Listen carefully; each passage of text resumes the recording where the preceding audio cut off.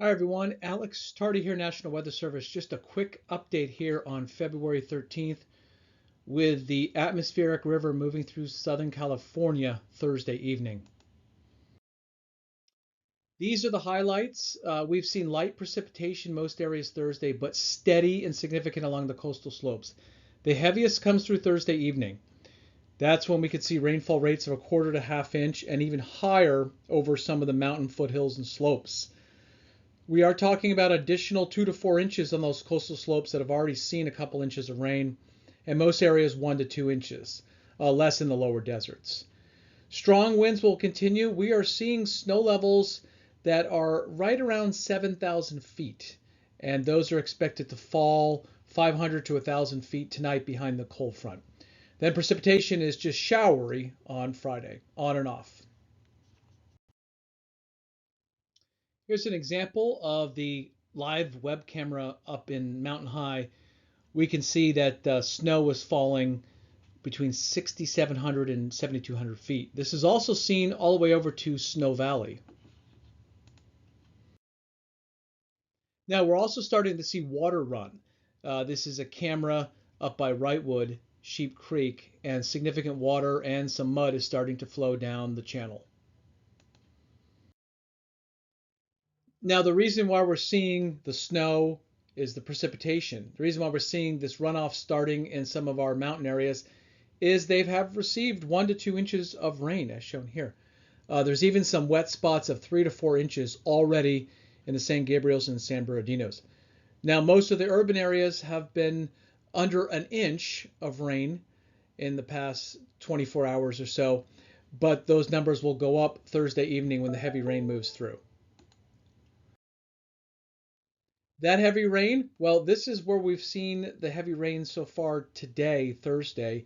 The yellow and orange areas is where that heavy coastal slope rain has been occurring. Now, we'll go forward in time. As we go from 5 o'clock, it'll become more widespread across our mountains and even parts of LA and northern Orange County. By 6 p.m., northern Orange County, the San Gabriels and San Bernardinos and parts of the Inland Empire really start to light up. Some of the heaviest rain of the storm will be in that orange and pink shaded. Now, when we go to 7 p.m., it spreads back into northern San Diego County and starts to pick up, where the really heavy rain continues in the San Bernardino, San Gabriels, Santa Ana Mountains start to get into some really heavy rain, and the core of the heaviest rain is in the San Gabriel Mountains. By 8 p.m., not much change. San Gabriel and San Bernardino's have some of their heaviest rain of the day or the storm. Heavy rain continues at 8 p.m. in Orange County and starts to increase across northern San Diego County. Now, by 9 o'clock, really heavy rain moves into northern San Diego County, as shown here, and southern Orange County. It extends up to the Cajon Pass and San Bernardino Mountains. So you can see several hours of really heavy rain for our San Gabriel, San Bernardino, and Santa Ana Mountains. By 10 o'clock, it spreads out into the Inland Empire, Temecula, and much of northern San Diego County. That'll be the core of the heaviest rain. Now, by 11 o'clock, you can see only light rain remains in most of Orange County, San Gabriel Mountains, San Bernardino Mountains, and the heaviest rain is from Mount San Jacinto to Palomar Mountain down to Mount Laguna in San Diego County. And coastal areas of San Diego start to get some brief heavy rain. Now, when we go to midnight, it remains moderate to heavy across San Diego County. Some of the heaviest rain over San Diego will occur near midnight, as shown here. Now, just after midnight, we start to get that back edge along the I-5 and I-15. So San Diego County starts to become lighter, and the only remaining heavy rain is over Mount Laguna and the San Diego Mountains. To the north, it doesn't end, but you can see just light showers linger after midnight in the colder air and behind the atmospheric river. This is a snapshot too, showing the heavy rain coming in between 5 and 10 p.m. So left-hand side and then right-hand side between 5 and 10 p.m. The excessive rainfall outlook continues to focus on San Gabriel and San Bernardino mountains. Elsewhere, we could see some minor to moderate urban flooding and some of that heavier rain of 0.25 to 0.50 per hour that comes through Thursday evening. That's the yellow shaded. Now the atmospheric river, let's break it down. The warmer part of the storm is on the left-hand side. You can see the much bigger precipitation numbers expected through this evening. The colder part of the storm is Friday, and it's more showery. Some places only have very light amounts, though the mountains still pick up significant precipitation on Friday in the colder part of the storm. The flood watch remains in effect, as you see here, with the high wind warning across San Gabriel and San Bernardino mountains, where it's also snowing very heavily at and above 7,000 feet. Now, this is the main storm that we're talking about here, 1 to 1.5 inches for most of the San Diego coast and Inland Empire. Orange County, San Diego valleys between 2 and 2.5. The mountains look like they'll pick up an additional 2 to 4 inches. So we're talking locally 5 to 7. And the desert's less than an inch. The snow levels are flirting between 6,500 and 7,500. They're lowest over Mount Baldy. And then they're going to continue to slowly drop as the heavy precipitation comes in. So during Thursday evening, 6,000 to 7,000 feet on the snow level. Now behind the storm in the colder air, down below 6,000, between 5,500 and 6,000 feet.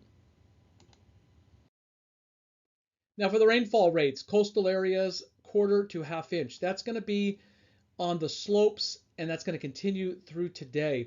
Now when the really heavy rain comes in during the evening that we showed, it could be up to 0.75 per hour. The urban areas, those areas when the heavy rain comes in this evening up until around midnight, 1/2 inch at the highest rate. Most places seeing 0.25 per hour. That's enough to cause at least some minor to moderate flooding in urban areas. These are the burn scar areas that we'll be watching closely, especially late this afternoon and Thursday evening. The San Diego River is expected to have a sharp rise as shown here, most likely getting up into that monitor stage with minor flooding, with a small chance, if the atmospheric river stalls, to be higher than that.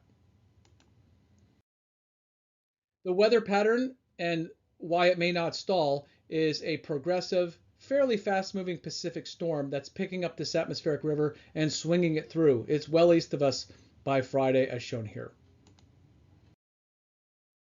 Next week doesn't look like much weather. The next system looks like it's going to go by well to our east across the Rockies. Here's a look at the atmospheric river tonight. The core of it will move into LA County and Orange County and the San Bernardino Mountains early in the evening on Thursday. Now by later in the evening on Thursday and towards midnight, it'll move across Riverside and San Diego County as shown here on the right. The total rainfall for Thursday and Thursday night is shown here. You can see additional rainfall of 2 to 4 inches across our foothills, and most of the valleys receiving a 1/2 inch to up to 1.5 inches, including the coast. Rainfall on Friday will be scattered, as mentioned, with mostly snow above 6,000 feet, but amounts overall will be light compared to what we're dealing with on Thursday. Here's a look at the snowfall forecast through the period. You can see with snow levels right now running around 7,000 feet, we are talking about significant snow above that elevation. Even some snow accumulation between 6,000 and 7,000 feet. And some of the lowest accumulation would occur between 5,500 and 6,000 feet.